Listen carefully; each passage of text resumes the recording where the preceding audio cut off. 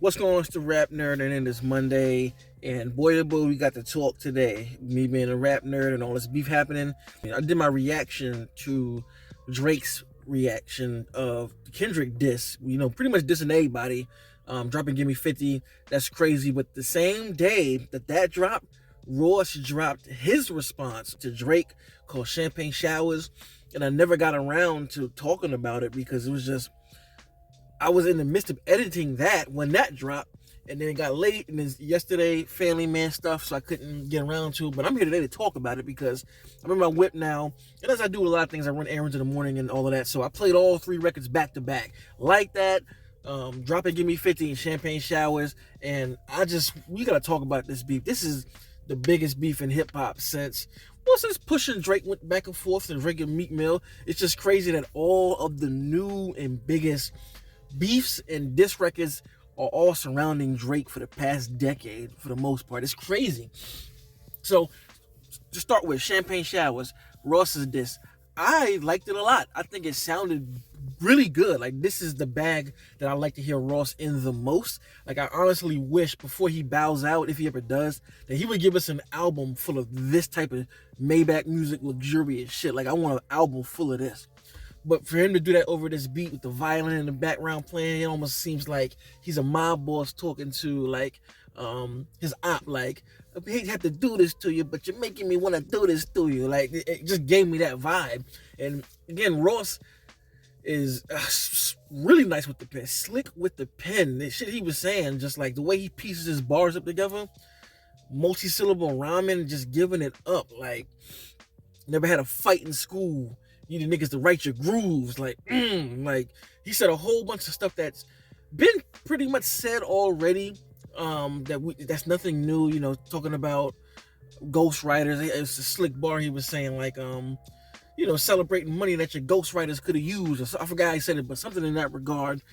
And at the second verse, when he was kind of just going even more personal, really everything he said in the verse, he said again at the end of the verse talking. I feel like his talking was crazier than the bars, even though he pretty much said the same thing, but him just flat out calling him white boy. I thought that shit is crazy. White boy, I see you. That is crazy to call Drake white boy. That's fucking insane. Talking about no drawers in your Dockers. What else he said? You want to hang after school with the black folks. You got your nose done because you never wanted to be black.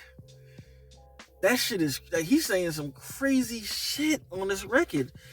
And Ross, he just to do that. Like, he stays so much in character, and I really do think Ross don't care. He did the same shit with everybody he ever had beef with. When he went back and forth with 50, did the same shit.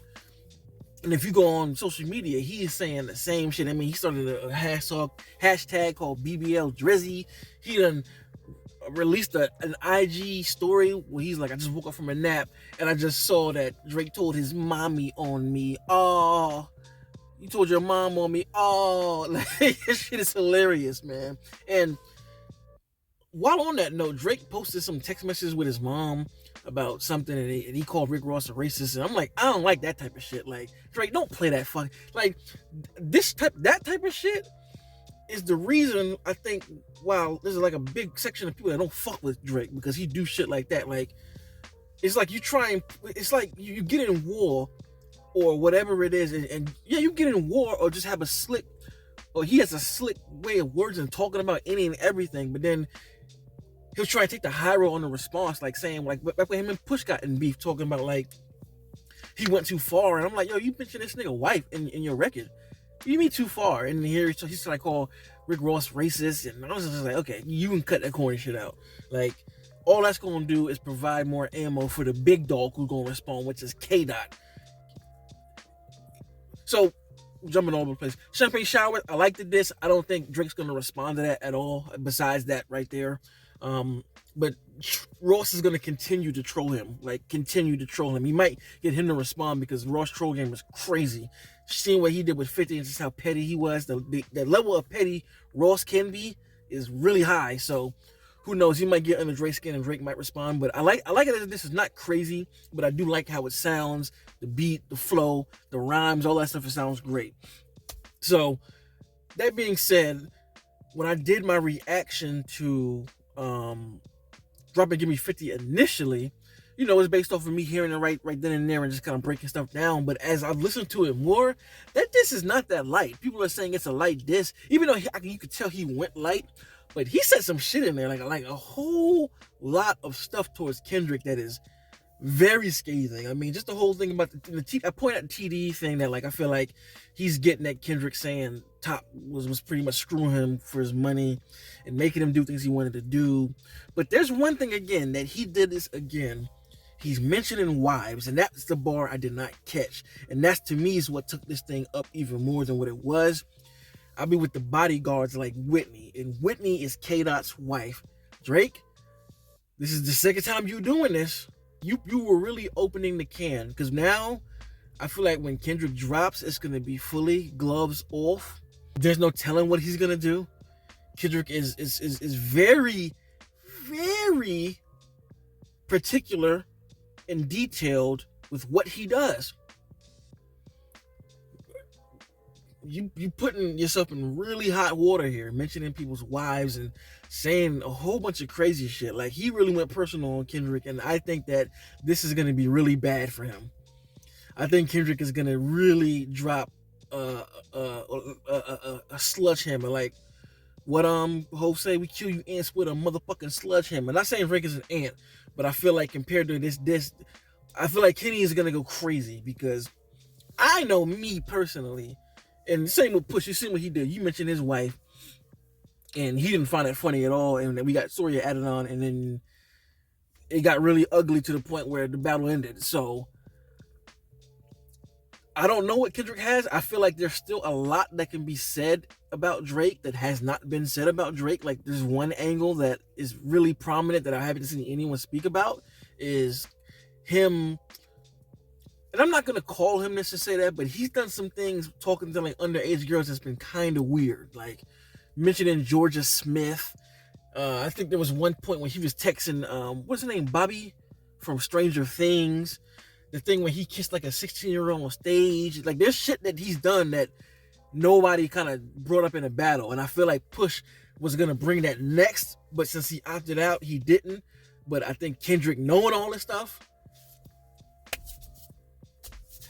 who knows what we know, like what Kendrick does know, I don't know. Like, because I said, I feel like that was very, like, it's what it is. I feel like that was a playful, competitive verse. I don't think he said nothing crazy in that song, which is crazy to me as to what made Drake jump out the window. Of course, well, it's the whole package deal, you know, Metro and Future teaming up, and then you got Kendrick. It's like 3-on-1, and then Ross jumping in. So I get why he jumped out the window to like be like, I'm gonna take shots at all of y'all. But as far as Kendrick, it was like pretty much battle rap first round type shit, where it wasn't nothing personal. He just name flipped and responded metaphorically to a lot of stuff. He didn't say anything like personally scathing, you know, fuck the big three is big me, Prince outlived Mike Jack, dolls getting buried. All that stuff is like metaphorical stuff. 40 water, all of that. Snatch chains, tattoo. It wasn't nothing like personally like aim, like gun at you.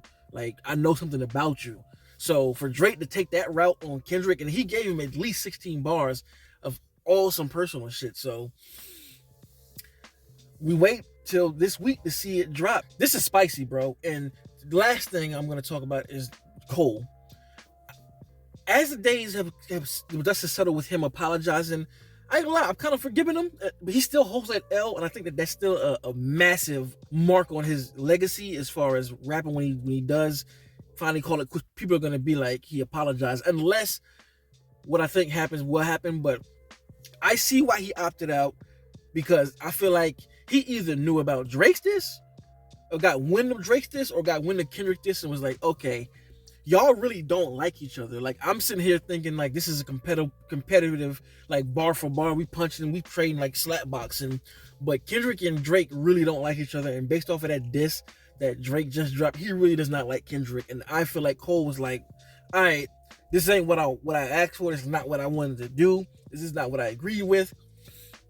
I'm gonna just opt out because I don't want to be part of this. Like, and watching an old clip, when he was on KD's podcast, I didn't notice. I literally just saw this. It's like the algorithm worked its way into my life because it knew how I was feeling about Cole. and he was saying he like stripped the competition away from Kendrick and Drake. And this was a podcast from 2 years ago. And he was like, at first, when they first all came out, he was competitive with them. But now he's not like that with those two specifically, because he cares about the relationship. Because he was like, there's a real good chance that I'm going to retire soon. And I want to be able to have a relationship with these two, because out of anybody in the world, these are the only two people that can identify with a lot of shit that I'm going through. You know, us being the big three and being on such a star level, there's nobody else I can talk to who can relate, and I want to keep that relationship. For that reason, I took the competition away. So him saying that, I was like, okay, I get what he's saying. Like, when I say I'm the best, I'm not talking about them two, because I feel like the three of us are cemented here. But when I say I'm the greatest, I'm greater than the rest of y'all. And it reminded me of a bar when Jewels and Lil Wayne was together doing them records. I think Jewels did a freestyle over that Snoop Dogg beat. And he was like, my nigga Wayne is the best, and I'm just better than the rest of y'all. And I feel like that's kind of what Cole has been on these past years, saying like I'm gonna show all y'all that I should be with the big three. Because, you know, this whole time people questioning if where I'm at and all of this, and they always kept Kendrick and Drake as number one. No, I'm gonna show y'all these past 5 years that I am one of the best too, and I belong here, and this is what I do. So I take it like that, and I still think Cole's the best rapper out of the three of them, even though like I said, the one scathing thing about this is I feel like he shouldn't have said this on a stage. I feel like he should have just called Kendrick and been like, yo, my man, I ain't mean that shit, bro. Like this shit was not even in my heart. I feel like I crossed the line, because I feel like that's why he apologized too. I feel like it went from a lyrical spar of just throwing, bars here and there, to like stirring up conversation, going a little bit personal, and, calling somebody's work tragic and whack, and they gassed it, and, you only drop out every 30 months, and we wouldn't be discussing you if it wasn't for the disc. You trying to stay relevant. That kind of stuff can be personally scathing, can be. I'm not saying it was, but somebody can take that personal, and I feel like he heard it back and saw the conversation from that, of people like going in personally on that. He was like, nah, this ain't what I wanted. I didn't want people to be like, oh shit, your album sucked, blah blah blah. And I didn't want that. I just wanted to have a lyrical jab. So I respect it and understand it. I just do not think he should have done that on a big stage. That to me is damning to your career as a hip-hop artist. Like, I'm hoping though what ends up happening is, once all this beef settles and the shots get fired and blood is spilled, not physically but lyrically, he'll put a track on the Fall Off talking about the whole thing and actually clarify even more than what he meant. Because I think a lot of people are taking him apologizing on stage like he's on some bitch shit, like, oh, I don't want to battle, I'm a bitch. I don't think it's that at all. I just don't think he wanted to take it where he saw it going, because he fucked with them for real. He don't want to get personal. He don't want to pull that out of him. He don't want to have a certain tone with them. Like, I understand it. Just shouldn't have said that shit publicly. But anyway, this beef is spicy, and I am looking forward to what's to come. I'm ready for Kendrick to come, because I know this shit's gonna be crazy. Right now, I don't know what to call it, because really it's between Kendrick and Drake. But I feel like both of their disses are great, because Like That just has that energy to it. But Drake shit is just really spicy, bro. Like, some of the shit he's saying, I'm like, wow, like, that's not light to me, bro. So it's 1-1, and we will see what goes on in this next round, because, wow, I'm actually like excited at the fact that they're actually competing, and this has been brewing for the past 10 years. If anybody needed a battle or be in a rap beef, it's Kendrick and Drake. They've always been the subject of discussion as far as like back and forth. It's always been like them two. Like, when Drake album drops, people are, always bring up Kendrick not being able to meet that bar. When the Kendrick album drops and gets critically acclaimed as the best album, they always go, well, Drake doesn't have that. Drake has no classics. He may have the hits, but he doesn't make great albums. So, and then the shots that they've exchanged over these years, we are here. So let me know in the comments, what do you think about both disses? Do you have Kenny up 1-0? Do you have Drake up 1-0? Like I said, I got it kind of a stalemate, because Kendrick's diss wasn't super direct at Drake, is like Drake was to him. I mean, it was direct, but again, it wasn't scathing. It was just like pow, pow, pow. You know, Kendrick's like, just step up, come on, let's go. While Drake is like, I keep fucking around. So I'm wanting to see what Kendrick's version of that is. But anyway, love hip hop. My name is RapNerd for a reason, so I'm gonna talk about this whole thing, even if I'm a little late. So if you like this kind of content, make sure to like and subscribe. And if you already are subscribed, thank you. And until next time, peace and excuse this damn light. RapNerd Productions, no capping, that's word to mommy.